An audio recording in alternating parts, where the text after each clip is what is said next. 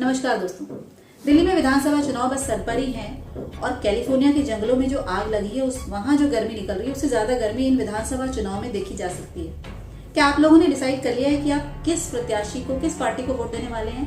मैंने तो डिसाइड कर लिया है, लेकिन यहाँ कई लोगों को ये नहीं पता कि ये विधानसभा चुनाव कितने इम्पोर्टेंट है और ये जो विधायक चुने जाएंगे इनका हमारी life, day to day life में कितनी इम्पोर्टेंस है। तो उससे मेरा क्या फायदा, मुझे क्या मिल रहा है, मुझे क्या दे रहा है कोई। इस वीडियो के माध्यम से मैं यही बताऊंगी आप लोगों को कि एक्चुअली में इन विधायकों का काम क्या होता है, क्या मेन रोल होता है। दिल्ली में 70 विधानसभा क्षेत्र हैं और इन सभी विधानसभा क्षेत्रों से हर पार्टी ने अलग अलग अपने प्रत्याशी उतारे हैं। जैसे जिस क्षेत्र में मैं रहती हूँ वो पटपड़गंज विधानसभा क्षेत्र है, जहाँ पे बीजेपी से हैं रवि नेगी, कांग्रेस से उतरे हैं अनिल चौधरी और आम आदमी पार्टी ने उतारे हैं अवध ओझा। अब जिस भी पार्टी के प्रत्याशी को आप वोट देंगे वो बन जाएगा उस विधानसभा क्षेत्र का एमएलए यानी कि विधायक। ऐसे ही 70 विधानसभा क्षेत्र में से जिस पार्टी को सबसे ज्यादा वोट्स मिलेंगे, यानी इन 70 में से 36 या उससे ज्यादा सीट जो भी पार्टी लेके आएगी उसके विधायक जो है वो चुनेंगे अगले 15 दिन में आपकी दिल्ली का नया मुख्यमंत्री। जी हाँ, यही विधायक जो है आगे वोट देंगे नए मुख्यमंत्री के लिए और ये मुख्यमंत्री जो है आपकी दिल्ली में नई राज्य सरकार बनाएंगे। तो यानी यहाँ पे इम्पोर्टेंस है इन विधायकों की मुख्यमंत्री चुनने में। लेकिन सिर्फ इतनी इम्पोर्टेंस नहीं है इन विधायकों की, इसके बाद विधायकों के पास बहुत सारे काम हैं जो वो आपके क्षेत्र के लिए कर सकते हैं और करने चाहिए। लेकिन विधायकों का काम सिर्फ इतना नहीं है कि उन्होंने मुख्यमंत्री चुन लिया, इसके बाद भी कई काम हैं जो विधायकों की लिस्ट में आते हैं, जैसे सड़कें, सैनिटाइजेशन, स्कूल, स्वास्थ्य सुविधाएं, सड़कों पे जो स्ट्रीट लाइट है, ये सारे काम विधायकों के होते हैं और उन्हें प्रॉपर तरीके से करने चाहिए।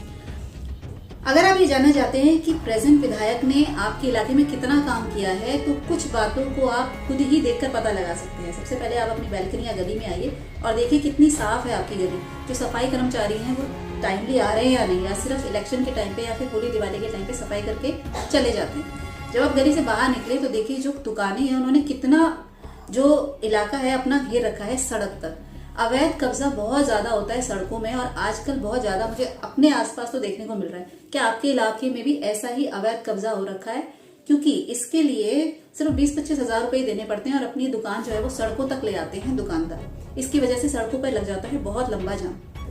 जब आप सड़क पे मेन रोड पर आते हैं तो वहां आप देखिए कि जो ठेले वाले हैं वो अनियमित रूप से बढ़ तो नहीं गए, क्योंकि इन ठेले वालों की वजह से मेन रोड पे बहुत जाम लगता है। जब आप बच्चों को स्कूल छोड़ने जाते हैं, लेने जाते हैं, ऑफिस से लोग आ रहे हैं तो इन जाम में फंसकर वो बुरी तरह से इरिटेट हो जाते हैं।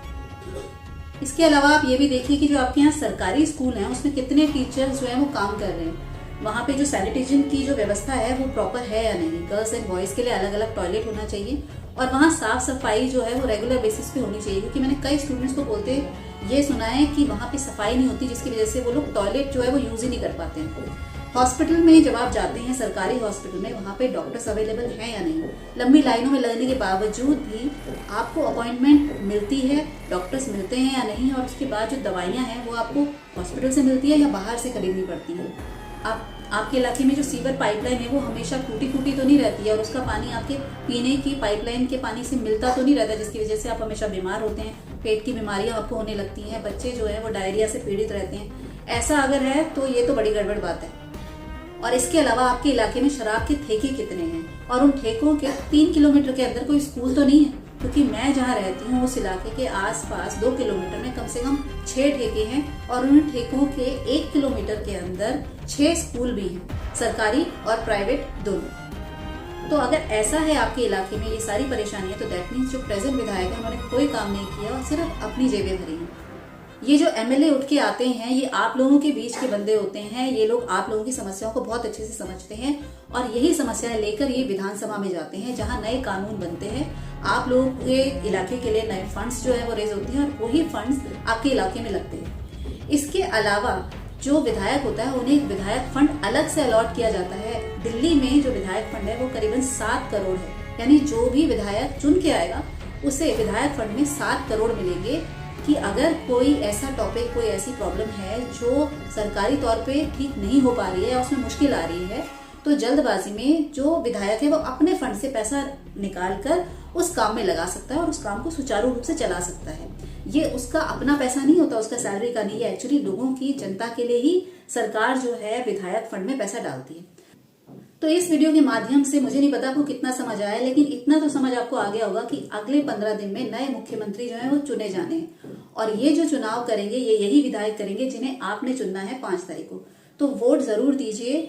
अगर प्रेजेंट सिचुएशन से आप खुश हैं तो आप उसी विधायक को दोबारा वोट दे सकते हैं, लेकिन अगर आप प्रेजेंट सिचुएशन को बदलना चाह रहे हैं तो उस विधायक को बदलिए, नई पार्टी को वोट दीजिए, उन्हें मौका दीजिए कि वो आगे आए और आपकी जो इलाके का विकास कार्य है उसे आगे बढ़ाएं। आई होप आपको मेरा ये वीडियो पसंद आया होगा। धन्यवाद।